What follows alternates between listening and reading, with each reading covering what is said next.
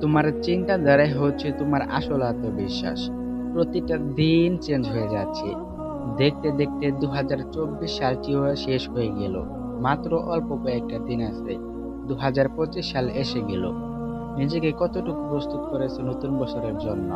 নিজেকে কে একটুও আপডেট করেছ? করনি। আরে প্রতিদিন মানুষ পরিবর্তন হইতেছে, প্রতিদিন ক্যালেন্ডার বদলাচ্ছে, প্রতিদিন ডেট বদলাচ্ছে, বাট তুমি বদলাচ্ছ না। সমস্যা কই তোমার? প্রতিনিয়ত মানুষ পরিবর্তন হইতেছে, তুমি তো পারলে একটু নিজেকে পরিবর্তন করো। নাকি এভাবে আর কতদিন? একদিন দেখবা টিকটকের এই রিলস ভিডিওগুলো স্ক্রল করতে করতে একবার নিজেরে হারাই ফেলাইছ। একটা সময় গিয়া দেখবা নিজেরে হারাই ফেলাইছ। তখন শত আফসোস কইরাও এই অতীতকে আর ফিরে পাবা না।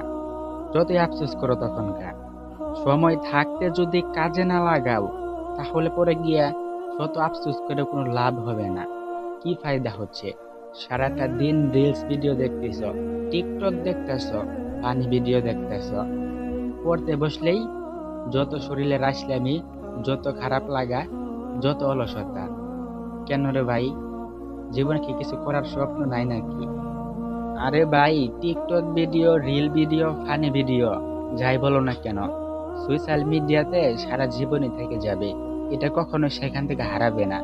কিন্তু তোমার লাইফে আসা প্রতিটা সময়, এটা কি তোমার সব সময় থাকবো? আজকের দিনটা হয়তো তোমার ভালো আছে, না এখন তোমার মনে হতে পারে তোমার সময়টা খারাপ। কিন্তু তুমি বিশ্বাস করো, তুমি যে জায়গায় আছো, যে স্থানে আছো, যেই পজিশনে আছো, এইটুকুর জন্য কিছু মানুষ সারাটা দিন আফসোস করে। আর হ্যাঁ, একটা কথা মনে রেখো, এখন যে তোমার সময়টা সঠিক আছে এবং ভালো আছে, কিন্তু এই সময় কতক্ষণ থাকবো এটা কিন্তু বলা যায় না। তোমার জীবনে যে কোনো সময় অন্ধকার নেমে আসতে পারে, যে কোনো সময়ে তোমার লাইফটি চ্যালেঞ্জিং হয়ে যেতে পারে। তুমি নিজেকে কতটুকু তৈরি করেছো? তুমি নিজেকে কতটুকু প্রস্তুত করেছো? এখন যদি আমি তোমাকে জিজ্ঞাসা করি, তোমার বাবা অনেক অসুস্থ, 10,000 টাকা লাগবে, তুমি কি তোমার পকেট থেকে বের করতে পারবা? বা তোমার কোনো বন্ধুর থেকে কি তুমি ধার নিতে পারবা? এরকম যোগ্যতা আছে তোমার মধ্যে? তোমার বন্ধুরা কি তোমাকে দেবে বলে মনে হয়? যদি সত্যি তাই হতো, তাহলে আর মানুষ সফলতার পিছনে ছুটতো না, টাকা কামানোর পিছনে ছুটতো না।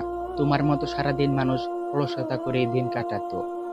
আরে ভাবছো তুমি কালকে করবা, পরশু করবা, কেন? আজকে করলে সমস্যাটা কোথায়? তুমি তো ভাবছো আজকে নয় কালকে করবা। তোমার জীবনে কিন্তু কাল শব্দটা অন্ধকার হয়েও আসতে পারে। আজকের দিনটা যেমন তোমার হ্যাপি আছে বা যেরকমটাই থাকুক না কেন, আলহামদুলিল্লাহ আছে। কালকের দিনটা তোমার জন্য অন্ধকার হতে পারে, তোমার শ্বাস নিতেও কষ্ট হতে পারে। তখন কি করবে? এখন আমাকে বলো তুমি, তখন কি করবে? তখন না আগাতে পারবে সামনে, না যাইতে পারবে পেছনের দিকে। তখন কি করবে? একবার নিজেকে প্রশ্ন করে দেখো। হ্যাঁ, একবার নিজেকে প্রশ্ন করে দেখো, তুমি নিজের জন্য কি করেছো? তুমি নিজেকে কতটুকু আপডেট করেছো? তোমার যোগ্যতা কতটুকু? এখন যদি তোমার বাবা মা না থাকে, তখন তুমি কি তোমার লাইফটিকে তুমি সেটেল করে নিতে পারবে? এতটুকু যোগ্যতা, এতটুকু ক্ষমতা কি তোমার মধ্যে আছে?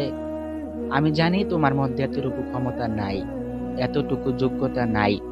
যদি তোমার মধ্যে এতটুকু যোগ্যতা বা ক্ষমতাই থাকতো, তাহলে তুমি আজকে এই সোশ্যাল মিডিয়াতে থাকতে না।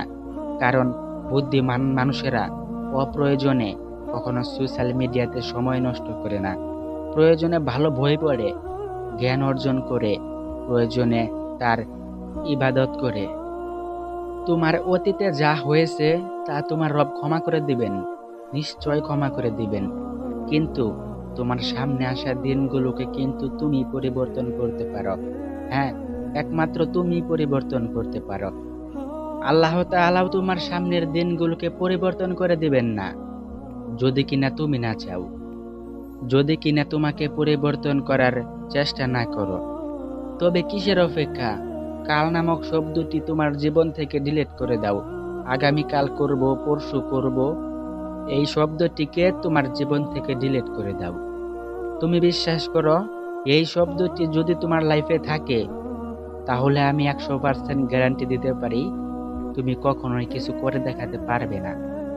আরেকটা কথা বলি তোমাকে, তুমি বিশ্বাস করো বা নাই করো, যখন তোমার যেটা প্রয়োজন সেটার জন্য তুমি পরিশ্রম করতে থাকো, তার জন্য মেহনত করতে থাকো, আজ নয়তো কাল সেটা অবশ্যই তোমার হাতে এসে ধরা দিবেই দিবে, ধরা দিতে বাধ্য। কারণ কারণ তুমি তার জন্য মেহনত করেছ, পরিশ্রম করেছ। যেটুকু পাওনি সেটুকুও পেয়ে যাবে, শুধু একটু ধৈর্য ধরো। মনে রেখো, যেটুকু এখন পর্যন্ত পাওনি সেটুকু হয়তো বা এখনো পাওয়ার সময় হয়নি। কারণ তোমার থেকে তোমার সৃষ্টিকর্তা ভালো জানেন সেই জিনিসটা তোমার কখন প্রয়োজন। এই অবস্থাতে এখন যে জিনিসটা তোমার অত্যন্ত প্রয়োজন সেটা হচ্ছে ধৈর্যর সাথে পরিশ্রম করা। হ্যাঁ, ধৈর্যর সাথে পরিশ্রম করা।